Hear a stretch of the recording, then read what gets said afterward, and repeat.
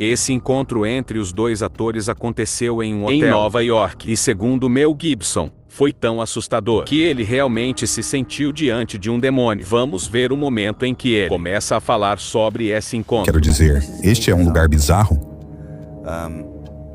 E não demora muito para você perceber. E com certeza você já experimentou isso se tem estado aqui tempo suficiente. E não importa o quão forte você seja quando chega.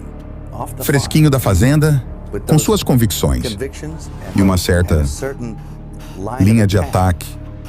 Não importa o quão forte você seja, você será afetado por este lugar.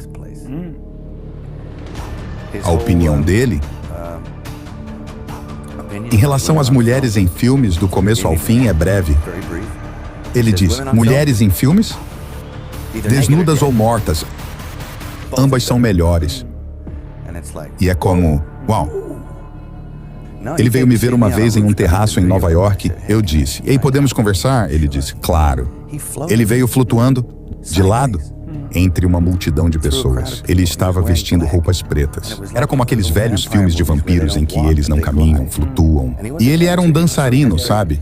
Então ele se movia com tanta elegância e ele se movia de lado e se sentou em uma cadeira ao meu lado. E meio que me assustou. E ele é um cara muito inteligente. Começamos a conversar e eu nem falei muito sobre o roteiro. Nada. Apenas comecei a falar com ele sobre a época medieval e ele começou a falar sobre torturas. E mudamos para o assunto de torturas porque ele tinha lido um livro sobre torturas. Eu tentei lembrar algumas das coisas mais horríveis que tinha lido naquele livro. E ele estava tipo, oh! E ele tentava superar as torturas. E meu assistente estava lá e foi embora porque não conseguia suportar mais. O ar tinha se tornado frio. E então ele foi embora e eu também queria ir embora. Porque eu sabia que não queria trabalhar com ele. E as coisas estavam ficando assustadoras. E então eu me virei e estávamos no topo do Hotel Península. Eu me virei para evitar o olhar dele em certo momento. E eu estava olhando para o prédio e vi um número 6 no topo, onde havia um gigantesco 6 triplo iluminado em vermelho. E eu olhei de um lado para o outro e ele começou a sorrir. E eu pensei, oh não, Chris Walker é o anticristo. Quando eu cheguei aqui,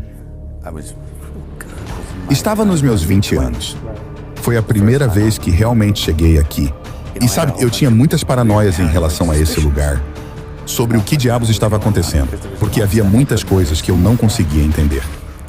E ninguém se importava realmente em me explicar.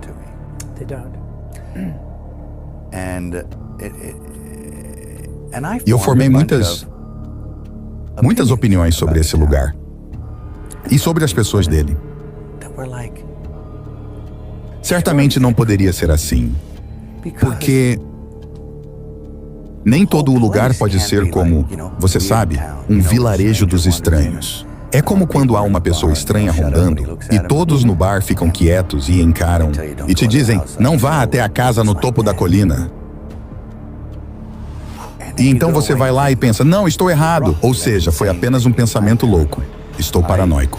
Você imaginou essas coisas. E você começa a questionar se não é por isso que certas pessoas agiam de determinada maneira. E então, com o passar do tempo, você descobre que estava certo em relação a muitas dessas coisas. Embora não certo especificamente.